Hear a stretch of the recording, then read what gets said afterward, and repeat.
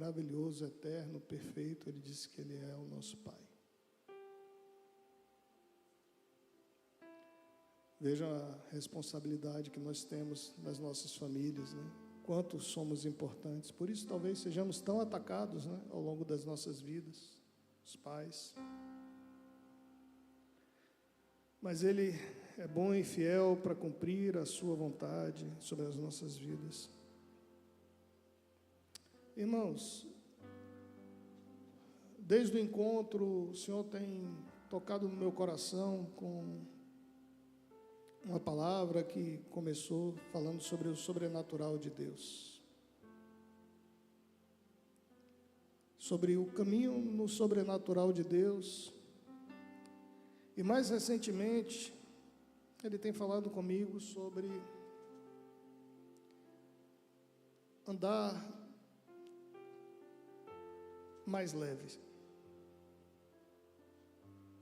E essas duas palavras, essas duas ministrações, uma é precedente à outra e uma tem a ver com a outra. Você andar no caminho do sobrenatural de Deus e você andar com mais leveza. Antes de eu começar a palavra, eu queria lembrar a gente que Jesus, num determinado momento, Ele disse: olha, se você estiver sobrecarregado, sabe? Entre na minha canga, eu vou te carregar.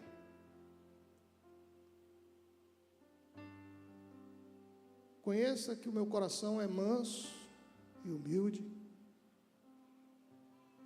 Essa é a proposta dele para a gente, que a gente tenha corações mansos e humildes. Sempre que eu procuro lembrar das minhas dificuldades, eu lembro que o coração de Jesus é manso e humilde, que é esse o meu direcionamento que eu tenho que ter.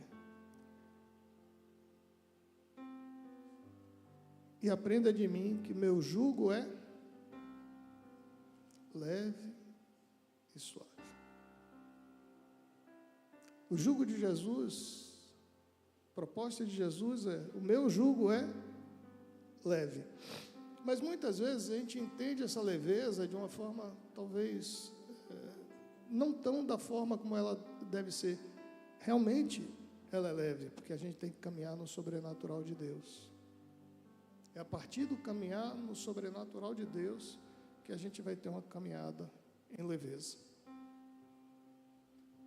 Quando Jesus mandou os discípulos pela primeira vez para saírem preparando o ambiente, né, para o final, pregando pelas cidades, o que foi que Ele falou para eles?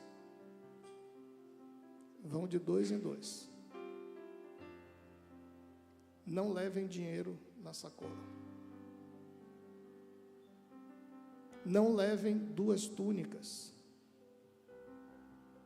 E no lugar que vocês chegarem, se vocês tocarem na primeira casa e ali tiver um filho de Deus, um homem de Deus, ali vocês vão ficar até o final.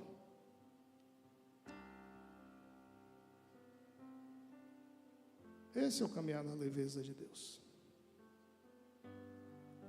Esse é o caminhar no sobrenatural de Deus. Quando a gente não tem os recursos para solucionar aquilo que a gente deseja solucionar, quando a gente não tem os recursos suficientes para enfrentar as adversidades,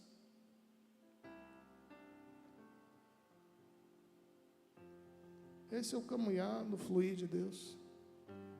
E Ele fala para os discípulos: olha, não leve 2 túnicas. Mas a gente tem que convir que Israel é um deserto e à noite faz frio. De dia é quente, mas à noite faz frio. 2 túnicas, uma túnica a mais, seria bacana? Sim ou não?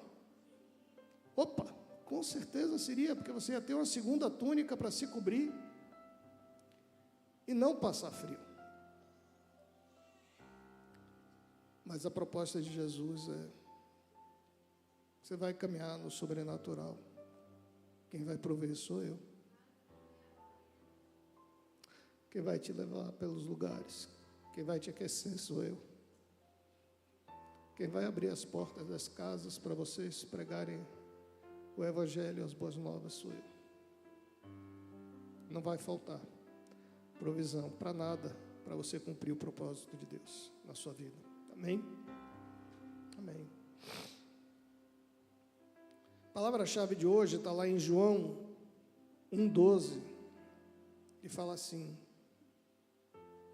mas a todos quantos o receberam, deu-lhes o direito de se tornarem filhos de Deus, ou seja, aos que creem no seu nome. Vou repetir. Mas a todos quanto o receberam, deu-lhes o direito de tornarem-se filhos de Deus, ou seja, aos que creem no seu nome. Deixa a palavra aqui. Gente, João, ele é muito preciso nessa palavra. E às vezes a gente passa por ela despercebido e a gente não nota que João, ele nos fala. Robson, se eu sair da visão da câmara, você me avisa, viu? Levanta a mão e avisa, manda eu voltar e beleza.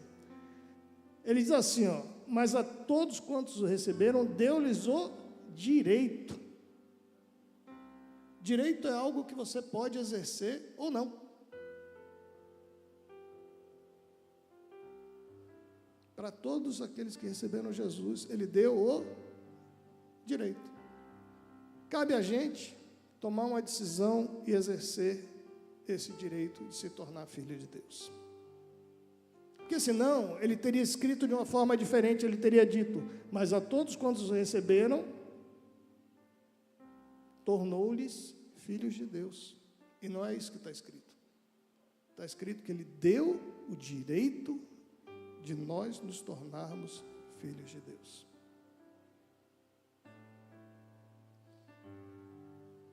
Tem uma revelação aí muito importante, que tem tudo a ver com caminhar no sobrenatural de Deus, e é por essa palavra que a gente vai percorrer.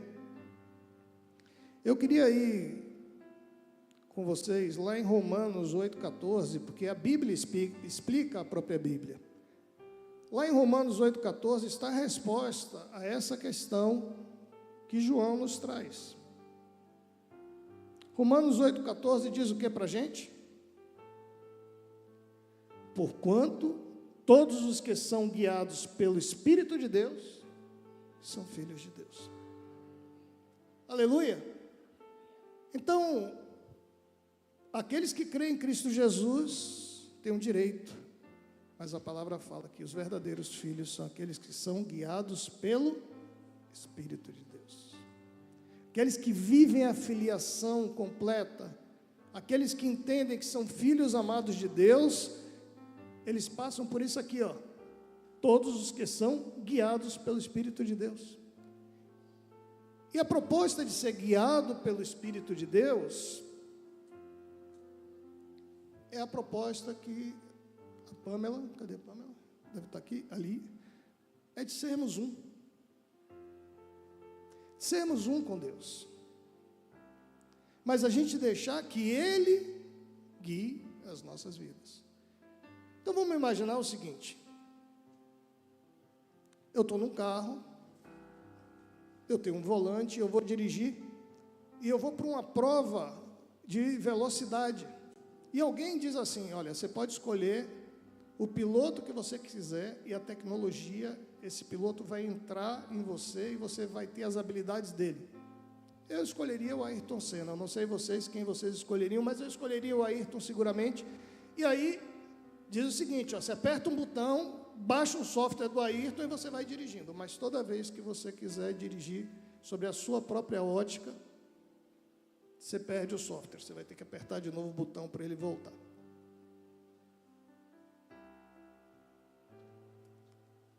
Qual é a proposta de Deus para as nossas vidas? É que o Espírito Santo nos guie. É muito mais desafiador liderarmos as nossas próprias vidas do que dirigirmos um carro. E a promessa do Eterno, a promessa de Jesus, foi que ele iria, mas o Espírito Santo viria para habitar nos nossos corações. E junto com o Espírito Santo, o próprio Cristo, o próprio Pai habitariam dentro de nós. Qual o grande problema? Pelo menos meu, não sei se é seu, é que muitas vezes, em muitas áreas da minha vida, eu quero liderar. Eu quero dirigir o carro. E o Espírito Santo, ele deixa. Porque nós temos uma coisa chamada de livre-arbítrio.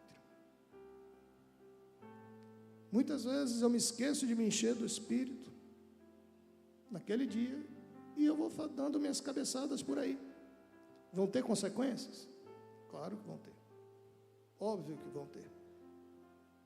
Mas assim, a palavra de Deus fala que a vontade dele para as nossas vidas, ela é boa, ela é perfeita e ela é agradável. Mas para a gente viver esta consequência de uma vida boa, de uma vida perfeita e uma vida agradável, nós precisamos deixar que ele nos guie em todos os momentos. A gente precisa se encher dele, porque assim, é o supremo criador do universo. A palavra fala que a gente não consegue tocar um pequeno pedaço da sabedoria de Deus, que dirá ter a dimensão do poder de Deus. Então a gente precisa deixar que ele nos guie. Por quê? Porque a habilidade dele, a sabedoria dele, o poder dele são infinitos. E a gente é extremamente limitado. Todas as vezes que a gente quer tomar o volante do carro da mão dele, acredite, a gente não vai dirigir melhor do que ele. A gente vai dirigir do nosso jeito. E provavelmente nessa área, nesses momentos, a gente não vai fazer aquilo que é o melhor. Mas a palavra nos fala, e ela vai estar aqui, vinda no final, que existe um descanso sabático para o Senhor. Existe um descanso para o povo de Deus. E a gente vai chegar nela. Amém?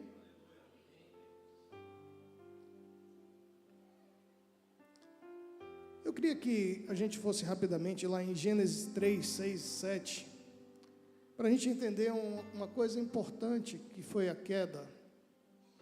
Fala assim: quando a mulher observou que a árvore realmente parecia agradável ao paladar, muito atraente aos olhos e, além de tudo, desejável para dela se obter sagacidade, tomou do seu fruto, comeu e deu a seu marido que estava em sua companhia, e ele igualmente comeu. O 7 fala assim: então os olhos dos dois se abriram e perceberam que estavam nus.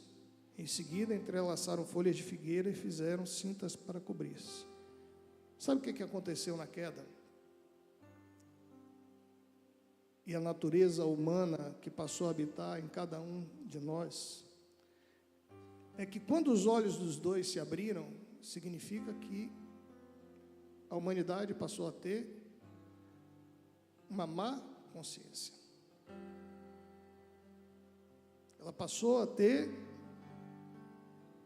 uma consciência que acusa as nossas almas.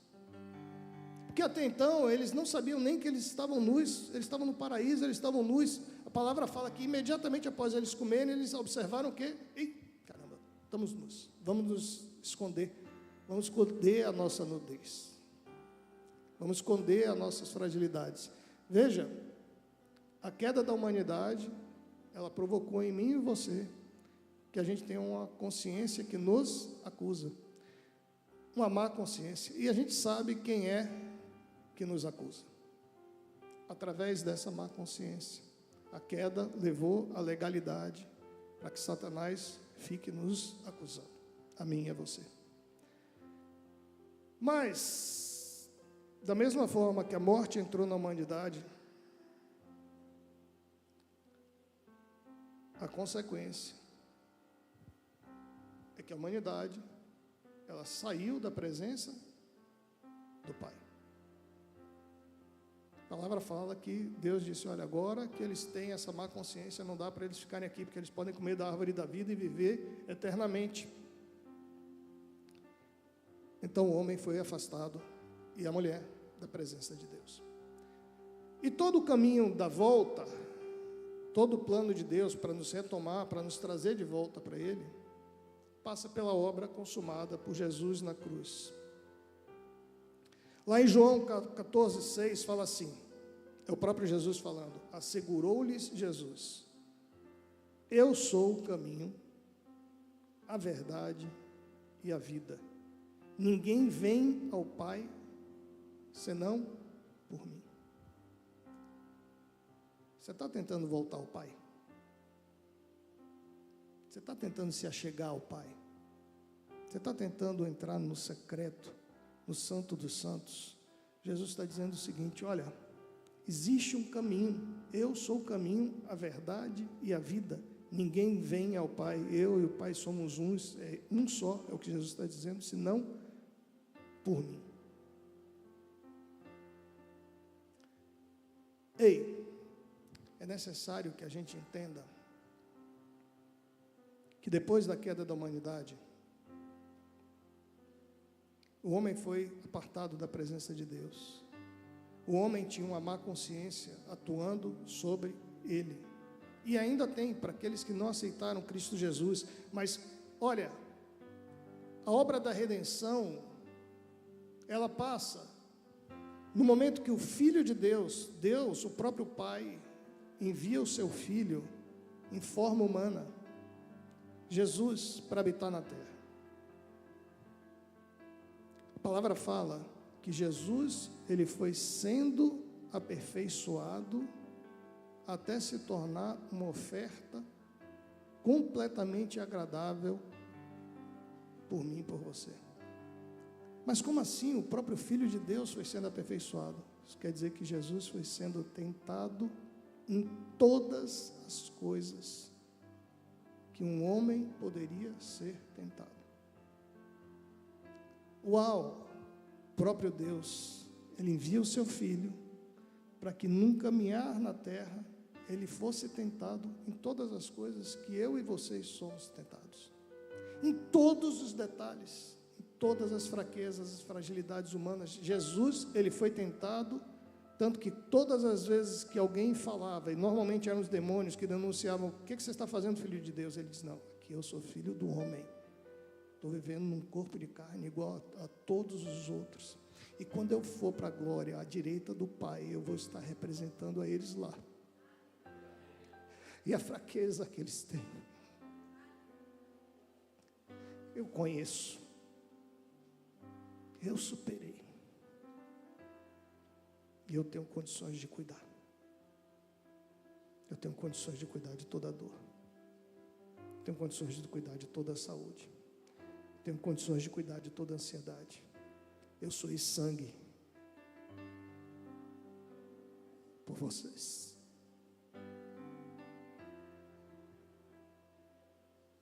Ele foi à cruz por cada um de nós. Ele viveu como homem, sendo preparado, aperfeiçoado para se tornar uma oferta perfeita. E Jesus, como ele não pecou,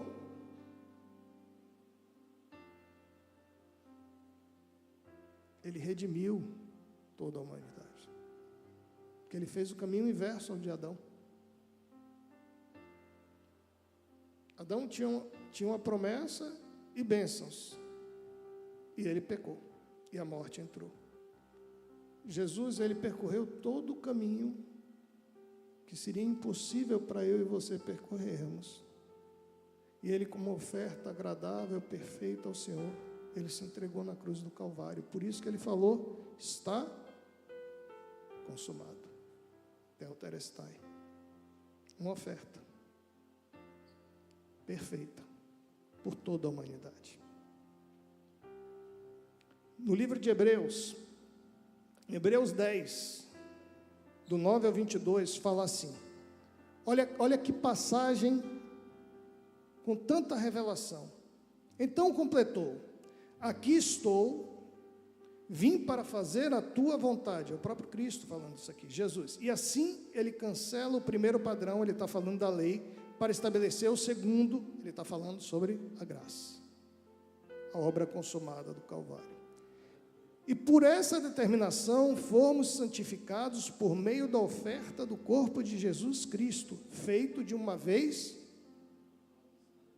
por todas.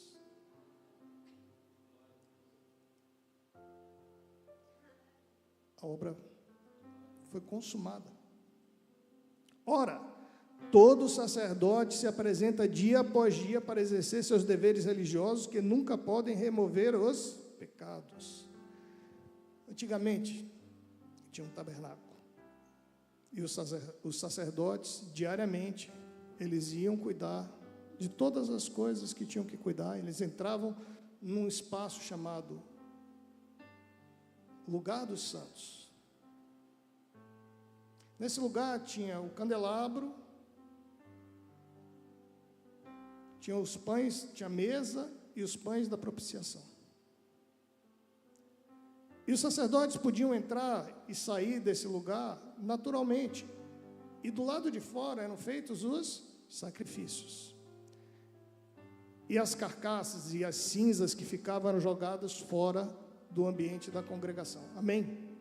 Só que atrás do lugar dos santos, tinha um lugar chamado Santo dos Santos, que era separado por um grande véu, que na verdade eram grandes cortinas, que é este lugar que tinha um altar de ouro, tinha a arca da aliança, dentro da arca tinha um vaso, e esse vaso estava cheio do maná, tinha a vara que floresceu de Arão, e tinha as tábuas da lei.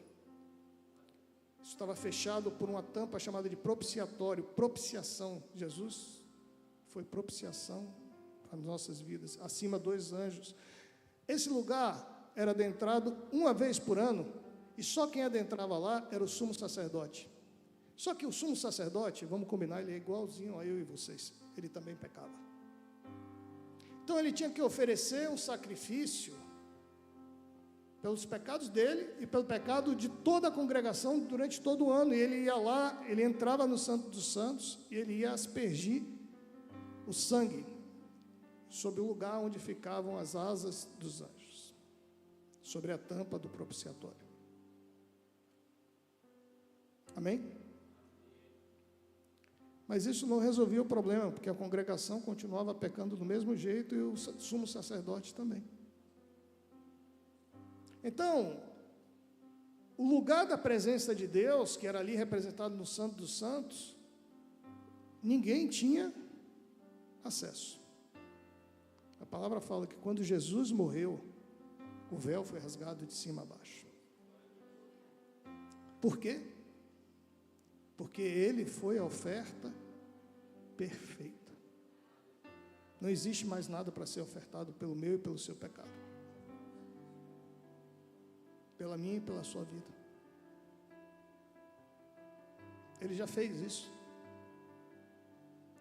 O Santo dos Santos foi rasgado de cima para baixo, por quê? Porque hoje o nosso sumo sacerdote Jesus está à direita do Deus Pai.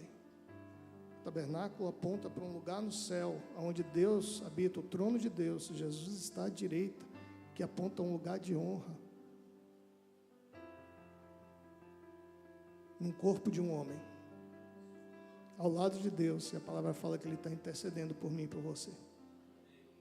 Então, a gente precisa entender, quando ele fala assim, ora, todo sacerdote se apresenta dia após dia para exercer seus deveres religiosos, que nunca podem remover os pecados. Jesus, no entanto, havendo oferecido para sempre o único sacrifício, que está lá no 12, pelos pecados, assentou-se à direita de Deus. Eu e você estamos representados no céu, à direita do Pai. Veja, a humanidade saiu da presença de Deus, e o próprio Jesus veio nos resgatar, e através dele nós podemos nos achegar no trono, no próprio trono do Pai. Aguardando no 13, daí em diante, até que seus inimigos sejam submetidos por estrado de seus pés. Jesus falou que Satanás, ele foi vencido. No 14, Porquanto, olha esse verso, pessoal, olha esse versículo. Porquanto com uma única oferta aperfeiçoou por toda a eternidade todos quanto estão sendo santificados. Gente, essa palavra nós precisamos colocar ela, guardar ela no fundo dos nossos corações. A palavra fala que, porquanto com uma única oferta, a oferta de Cristo, Ele aperfeiçoou. Aperfeiçoou é passado. Ele já fez. Ele aperfeiçoou a quem? Todos quanto estão sendo santificados. Quem é que está sendo santificado? De glória em glória está sendo santificado. Levanta a mão aí. Alguém entendeu que isso é um processo de santificação? Mas a palavra fala que Jesus, Ele, na oferta dele, Ele já nos aperfeiçoou. A gente só está vivendo um processo que Jesus já conquistou para as nossas vidas. Só que a palavra fala que Ele vai continuar nos aperfeiçoando durante quanto tempo?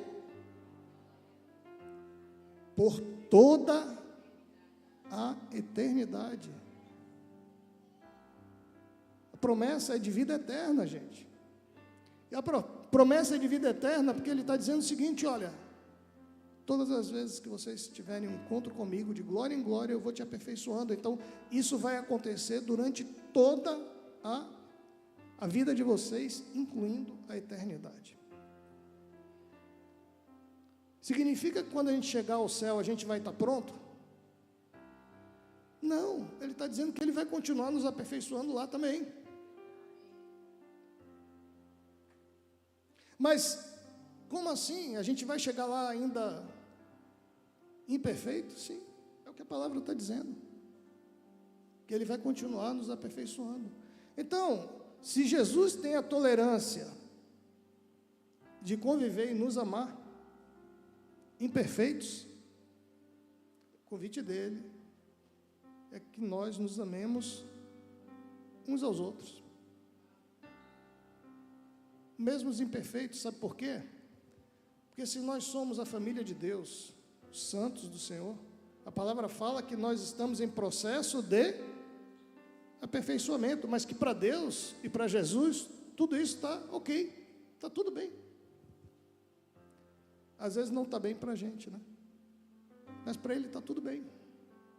Por quê? Porque Ele está dizendo, olha, vocês vão caminhar comigo e vocês vão ser aperfeiçoados, mas quem te aperfeiçoa foi a oferta de Cristo na cruz. Ele aperfeiçoou por toda a eternidade, todos quantos estão sendo santificados. E disso igualmente nos dá testemunho quem? O Espírito Santo, está no 15. E disso igualmente nos dá testemunho o Espírito Santo, porquanto após ter declarado, esta é a aliança que farei com eles, depois daqueles dias, diz o Senhor, colocarei as minhas leis no âmago do seu coração e as inscreverei profundamente em sua mente. Sabe o que Jesus está dizendo aqui?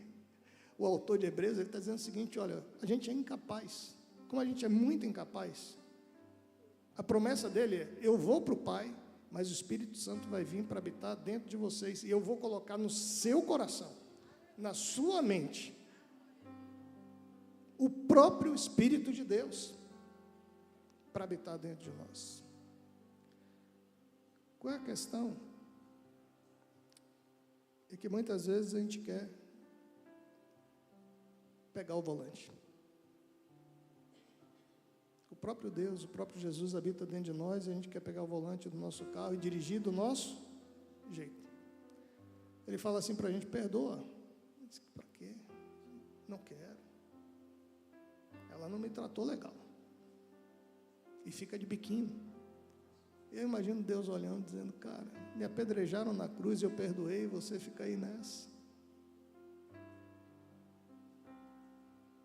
De mimimi.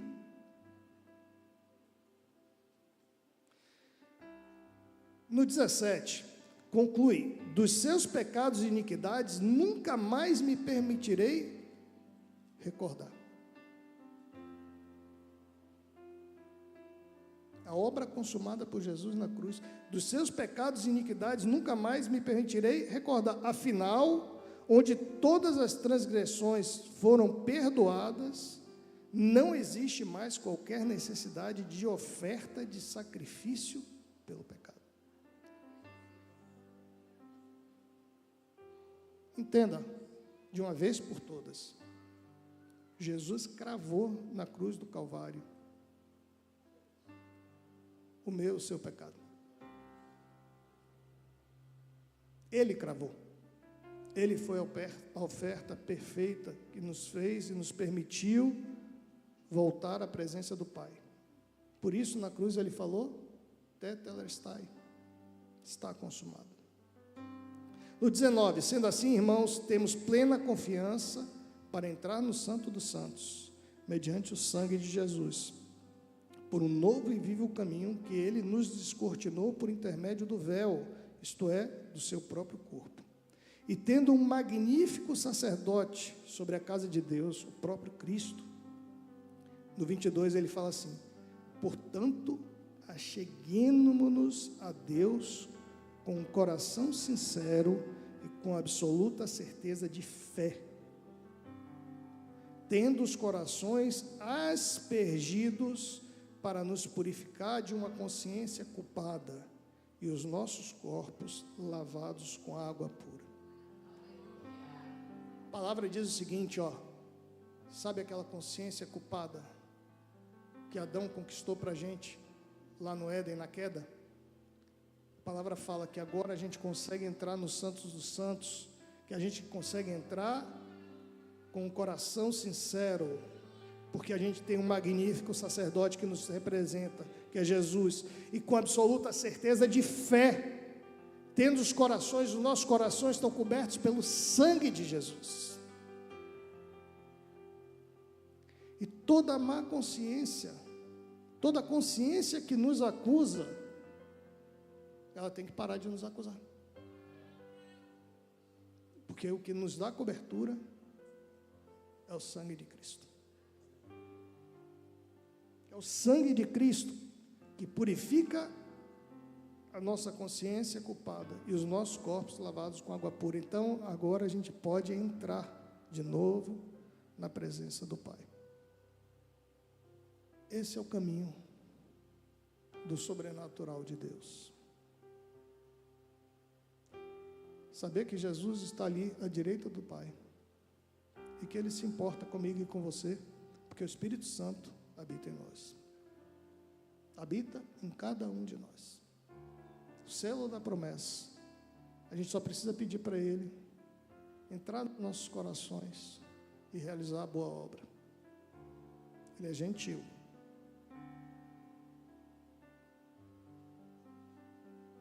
Ocupa nessa manhã, doce Espírito Santo. Levante sua mão, feche seus olhos. Ocupa nessa manhã, doce Espírito Santo. Os nossos corações.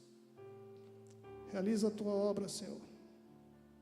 Guia-nos, Senhor, nesta manhã. Guia-nos a cada dia, Senhor, a cada dia. Queremos nos encher da tua presença, doce Espírito Santo de Deus. Tu és o nosso advogado, o nosso consolador, aquele que intercede por nós. A palavra fala que não sabemos nem orar, Senhor, mas que Tu oras e intercede por nós com gemidos inexprimíveis, que nós não conseguimos entender, mas essa linguagem o céu entende, o próprio Pai, o próprio Jesus.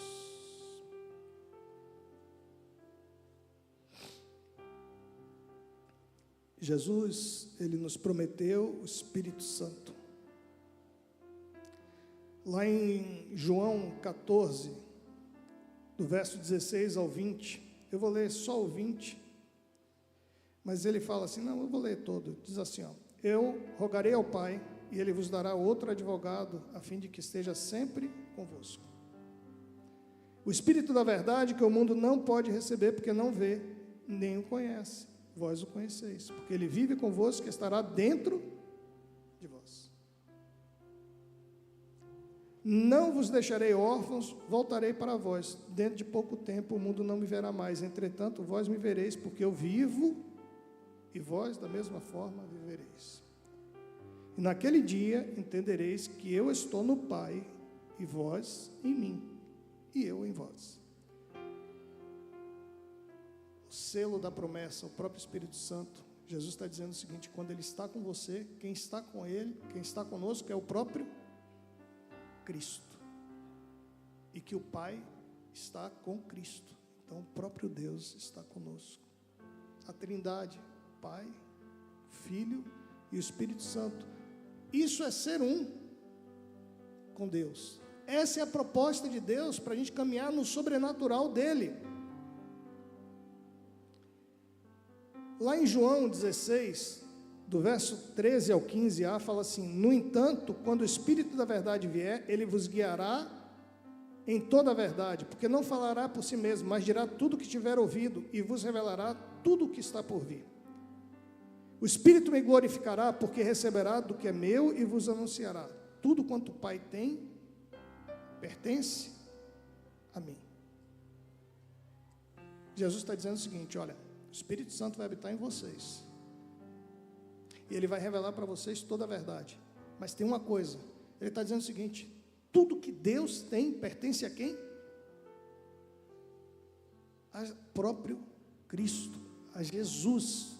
Agora, olha que incrível, a gente vai ver, voltando lá em Romanos 8, do 14, 16, 17, olha que incrível. O que é que Jesus falou? Que tudo que o Pai tem pertence a Ele, Jesus. Em Romanos 8, ele fala assim, 8, 14 a 17, porquanto todos os que são guiados pelo Espírito de Deus são filhos de Deus. Pois vós não recebestes um Espírito que vos escravize, para andares uma vez mais atemorizados, mas recebestes o Espírito que os adota como filhos, por intermédio do qual podemos clamar: Abba Pai, Paizinho querido. Posso me achegar novamente a Ele. O próprio Espírito testemunha ao nosso espírito que somos filhos de Deus. O primeiro Espírito está maiúsculo, o Espírito Santo, ele testemunha ao nosso espírito que está minúsculo, que somos filhos de Deus. Se somos filhos, então também somos herdeiros de Deus e co-herdeiros com Cristo, ou seja, tudo que está sobre Cristo está sobre as nossas vidas. Se realmente participamos dos seus sofrimentos, para que da mesma maneira participemos da sua glória. Uau! Olha que coisa espetacular. Jesus vai, o Espírito Santo vem, mas ele diz, junto com o Espírito, eu e o próprio Pai vamos habitar junto com vocês. O próprio Espírito de Deus está dentro de vocês. Mas assim, tudo que é do Pai é meu, e tudo que é meu é dos filhos, do povo de Deus. Isso é a palavra da salvação, isso é o próprio Jesus que está falando. Jesus é a palavra de Deus, Deus não mente. Então a gente precisa entender que isso é uma verdade absoluta, e ela vai se cumprir.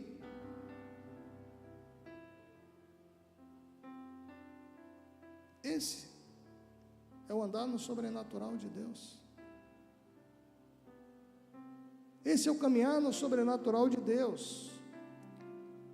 E a palavra fala ainda em Hebreus 4, 9 a 11, sobre o descanso sabático de Deus. Isso para mim é incrível, talvez seja uma das maiores dificuldades do povo cristão em entender. E eu vou confessar para vocês, para mim também não é diferente. Entender, ter revelação e viver o descanso sabático de Deus. Olha o que o autor de Hebreus fala, do verso 9 até o 11a. Sendo assim, ainda resta um descanso sabático para o povo de Deus. O que Jesus falou lá atrás? Se você está sobrecarregado, entra na minha canga. Ou seja, ele diz o seguinte, eu vou te carregar. Olha o que fala o autor de Hebreus: sendo assim, ainda resta um descanso sabático para o povo de Deus, pois toda pessoa que entra no repouso de Deus também descansa de suas obras, como Deus descansou das suas. Diante disso, esforcemo-nos por entrar naquele descanso. É natural entrar nesse descanso, gente? Não. O autor de Hebreus está dizendo que a gente tem que se esforçar para entrar no descanso sabático de Deus. Mas o que é mais incrível para mim é que ele diz o seguinte: pois toda pessoa que entra no repouso de Deus também descansa de suas.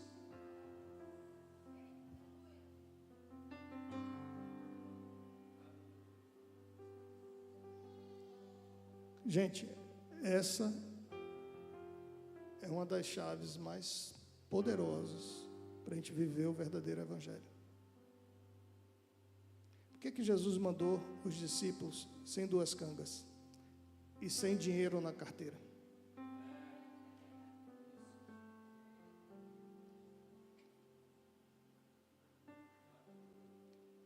Ele estava dizendo para eles: ó, não vai ser do jeito de vocês, vai ser através do meu sobrenatural. Quando nós nos tornamos filhos de Deus, entendemos que somos filhos amados de Deus, qual é a proposta de Deus para a gente? Que a gente viva no caminho do sobrenatural de Deus. Mas para isso a gente precisa descansar do quê? Das nossas obras.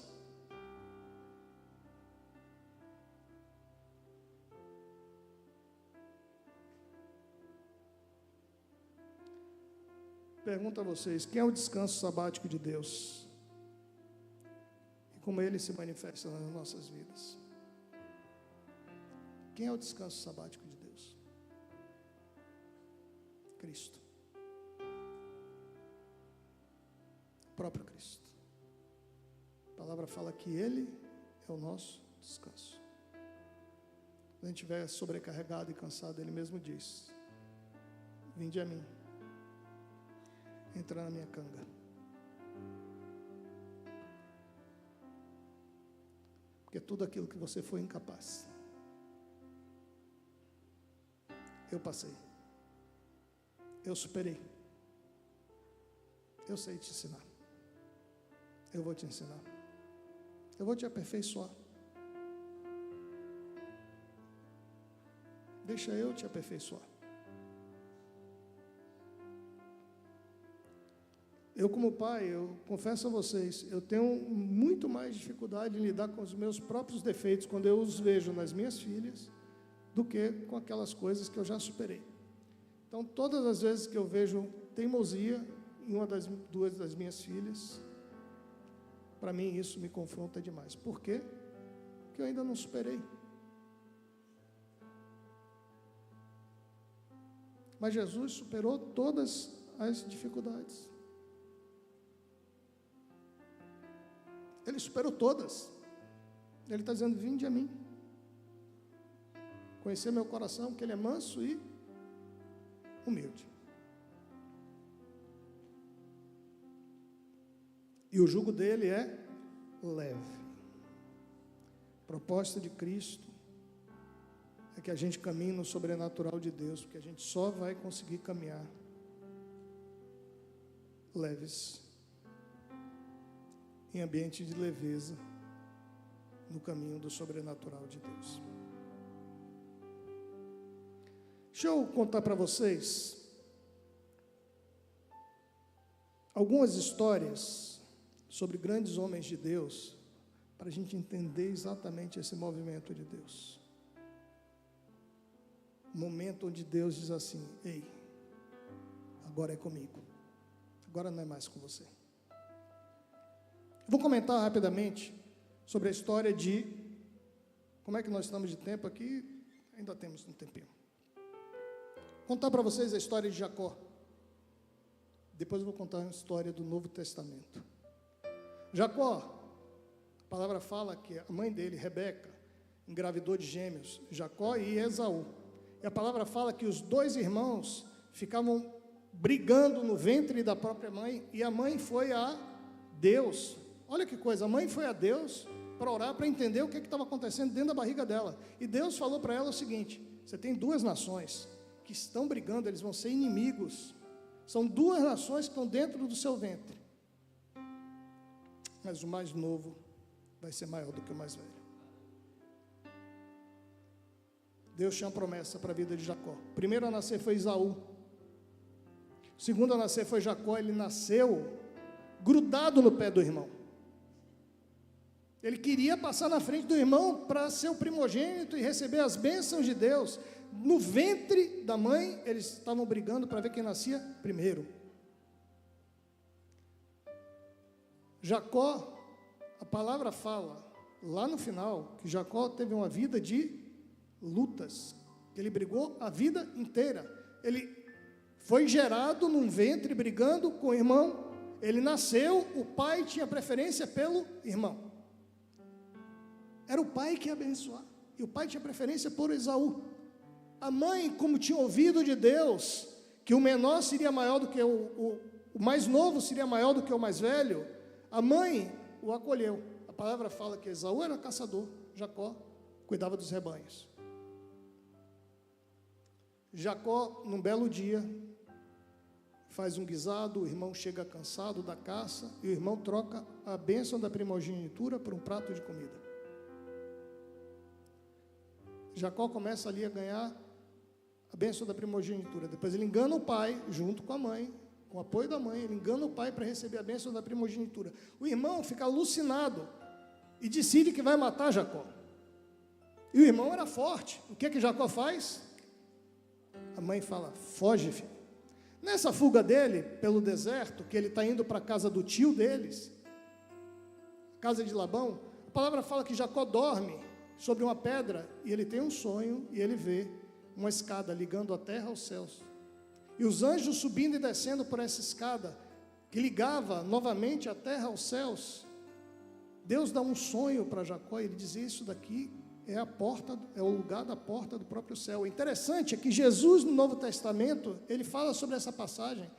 Ele diz, vocês verão os anjos subindo e descendo dos céus sobre mim. Jesus é a própria escada que reconecta a terra ao céu. Olha quão forte foi o sonho que Deus deu para Jacó. E Jacó vai para Labão, e lá Labão engana ele e mantém ele lá por 14 anos. Ele sai de lá fugido e casado com as duas filhas de Labão, rico. Ele volta, ele está voltando para a terra dele, com as duas mulheres, rico, com pessoas que já trabalhavam para eles, com gado, com animais, e ele chega na beira de um rio. Ele atravessa as mulheres, os filhos, os bens, e ele fica no acampamento. A palavra fala que à noite, um homem vem andando, e esse homem começa a brigar com Jacó, e eles brigam do entardecer até o amanhecer do dia seguinte. Eles brigam, eles saem na porrada, a noite toda. Eu e o Beto já treinamos jiu-jitsu há pouco tempo, o Marcelo faz jiu-jitsu. Cara, você brigar a noite toda, cara. Como é que você acha que o cara chegou lá no final do dia? Virando a noite. Como é que ele chegou no nascer do dia? Porque no nascer do dia a palavra fala que o anjo que estava ali, não era uma pessoa, era um anjo de Deus. O anjo que estava ali fala: me solta que está nascendo o dia, eu preciso ir embora. Ele disse: não vou te soltar enquanto você não me disser o seu nome.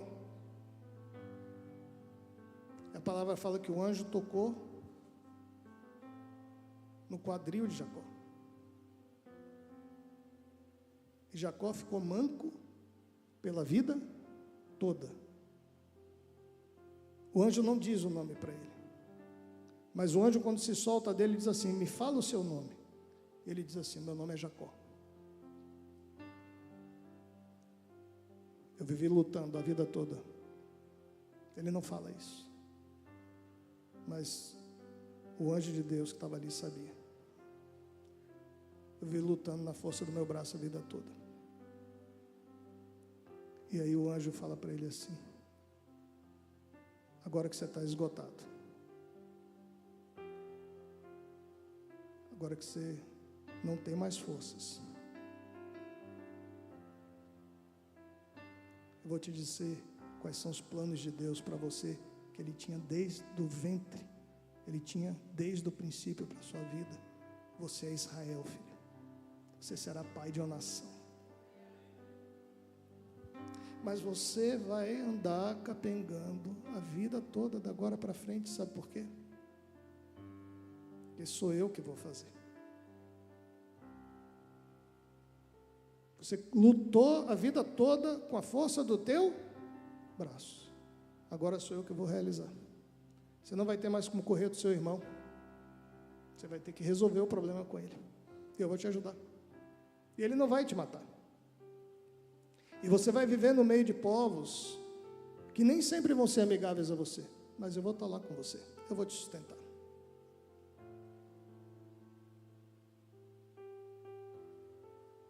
Não é mais na força do teu braço.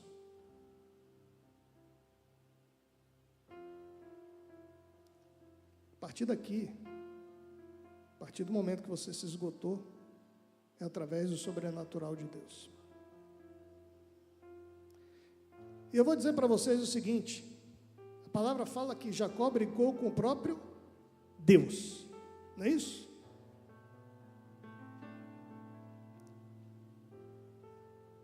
Quem da Trindade estava ali brigando com ele? O Pai não, o Pai estava no céu. O Espírito Santo também não. Quem é que tem corpo, faz parte da Trindade, estava lá brigando com ele? O próprio Jesus. O próprio Jesus estava brigando com ele. Disse: ó, ei, Jacó, a partir de agora é comigo. Porque quando eu morrer lá na cruz do Calvário, lá na frente, a promessa é que eu vou aperfeiçoar. Eu aperfeiçoei a todos aqueles que estão sendo santificados, para trás e para frente. Então eu já vou começar a te aperfeiçoar a partir daqui, porque eu tenho uma promessa para a sua vida e para esse povo, que é o povo israelita, o povo hebreu.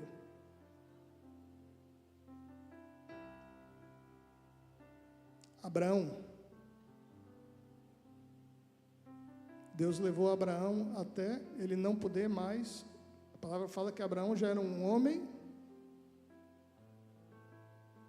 sem vigor. Vocês entendem o que eu estou falando? Abraão não tinha condições mais de ser pai, ok? Mas Deus tinha dado uma promessa. A mulher dele era estéril e Abraão não tinha mais vigor. Tudo bem para vocês? Quando Abraão se esgotou, Deus deu o filho da promessa.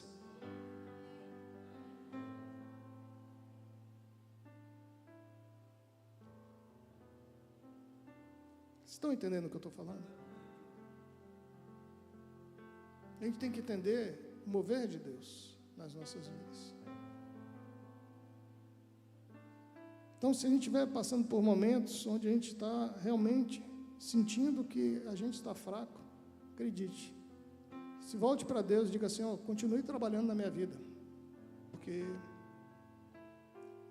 em Ti eu sou mais do que vencedor. Pedro, eu estou passando por grandes homens de Deus, mas se você for olhar a história de Moisés, também não é muito diferente. Pedro,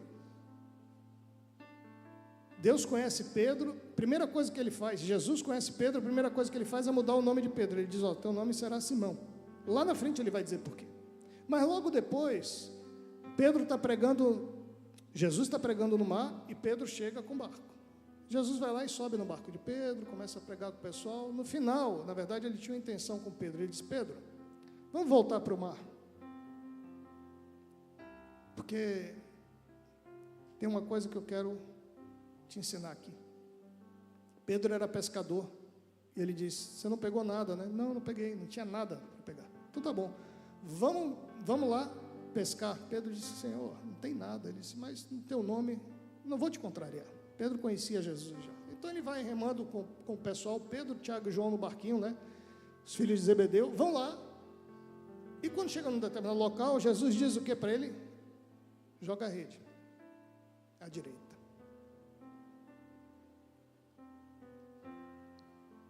E Pedro joga no nome de Jesus. Porque, na boa, ele não cria em nada. Ele cria que ia voltar aquela rede como? Vazia. A palavra fala que o barco quase que tombou da quantidade de peixes que vieram naquela rede. Jesus começava ali a mostrar a Pedro o quê?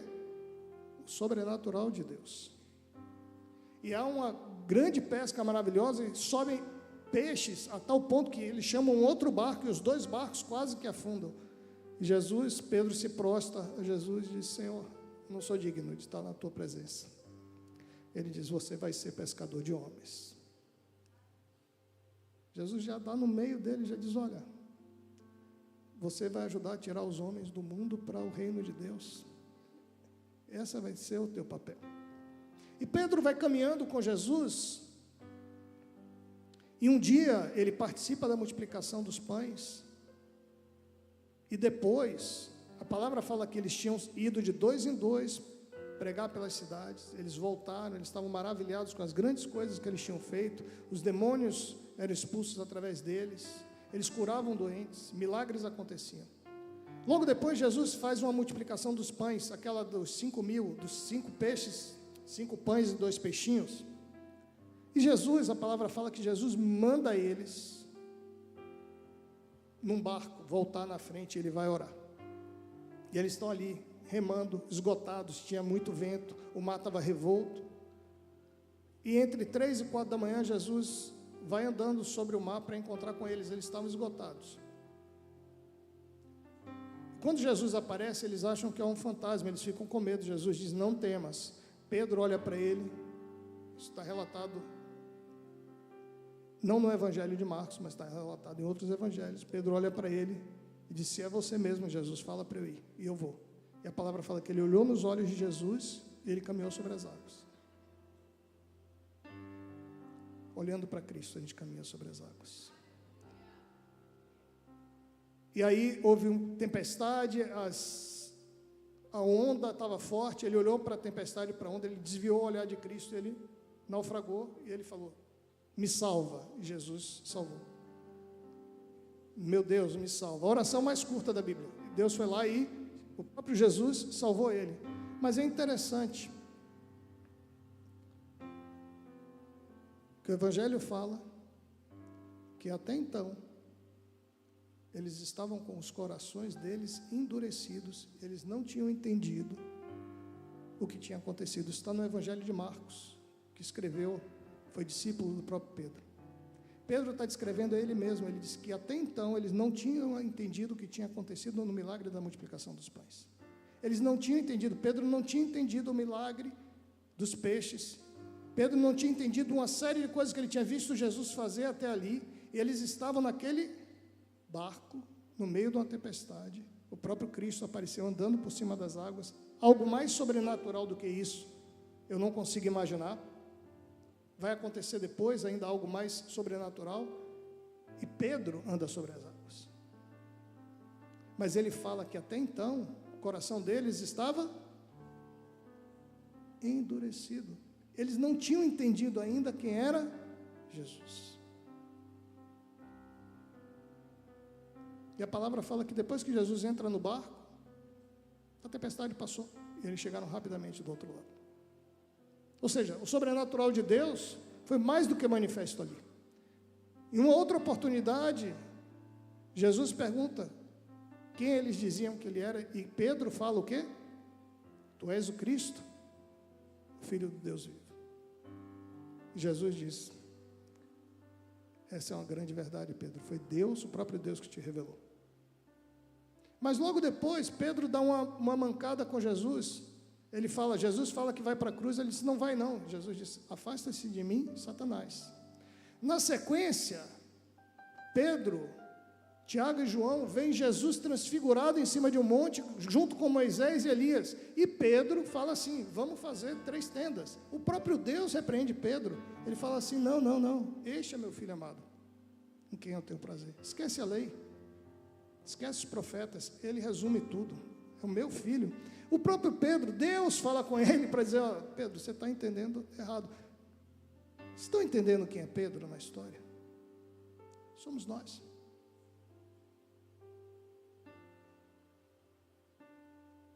E na Santa Ceia, na última ceia, Jesus fala para Pedro o quê? Olha, vai acontecer, eu estou indo para um lugar que vocês não vão me acompanhar. O que é que Pedro fala para ele? Eu vou com você até o final, até onde você for. Aí Jesus diz para ele, cara, você ainda está vivendo na força do teu braço.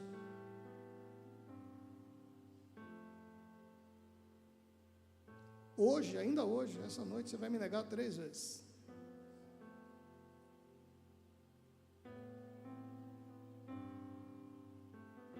Pedro nega Jesus 3 vezes.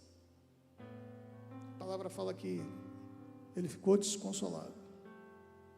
Ele volta a pescar junto com todos os demais. Jesus volta e ministra o coração de Pedro. Ele fala, você vai esperar o Espírito Santo. Ele vai se manifestar sobre a sua vida e de todos da igreja. E através de você eu vou erguer a igreja. Na primeira pregação de Pedro, 3.000 pessoas se convertem. Pedro teve que se esgotar em si mesmo. Porque ele confiava nele. Ele precisava aprender a confiar, andar no sobrenatural de Deus. E Jesus trabalhou com ele todo o tempo. É assim que ele trabalha comigo e com você. É assim que ele trabalha comigo e com você. Ele fala assim, olha, e esse outro que fala aqui é o discípulo que você ama, João, o que você tem para ele? Jesus diz, eu tenho outros planos para ele. E realmente ele tinha, mas não é o objeto dessa pregação. Jesus tem um plano para cada um de nós.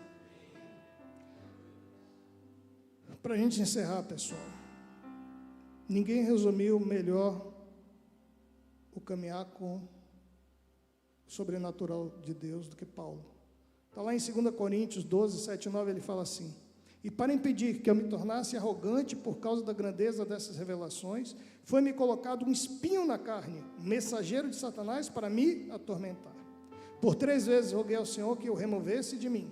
Entretanto, ele me declarou, a minha graça te é suficiente. Pois o meu poder se aperfeiçoa na fraqueza. Sendo assim, de boa vontade, me gloriarei nas minhas fraquezas, a fim de que o poder de Cristo repouse sobre mim. Quem é o poder de Cristo que repousa sobre nós? Espírito Santo. Deus permite que a gente viva momentos de fraqueza. Ele fez Jacó ficar manco. Momentos de fraqueza. Para que o poder dele, o Espírito Santo, nos aperfeiçoe.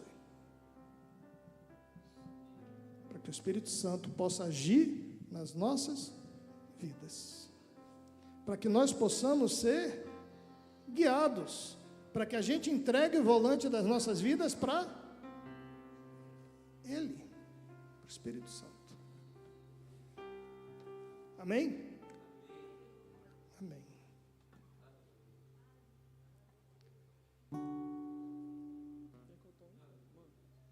Quem como eu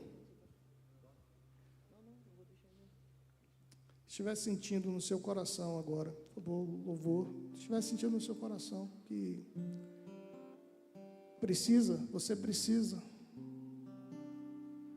viver a partir do sobrenatural de Deus, viver uma vida mais leve, viver uma vida onde o autor de Hebreus fala que a gente descansa das nossas obras. Caminha através da obra de Cristo. Pois toda pessoa que entra no repouso de Deus também descansa das suas obras, como Deus descansou das suas. Quem está precisando descansar das suas obras, por favor, se levante. Vem aqui à frente, é você, Jesus. É você, Jesus.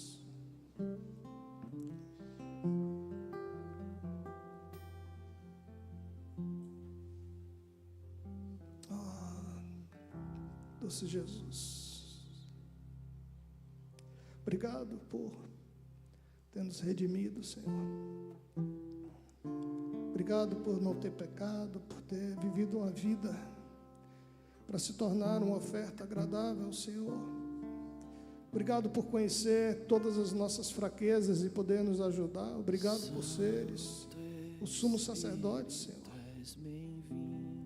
Nosso sumo sacerdote que está à direita do Pai, orando e intercedendo por cada um de nós. Obrigado por ter enviado o Espírito Santo para habitar dentro de cada um de nós. Obrigado, Senhor, porque a palavra nos diz que, como teu povo, temos direito de sermos filhos de Deus, para aqueles que são guiados pelo teu Espírito.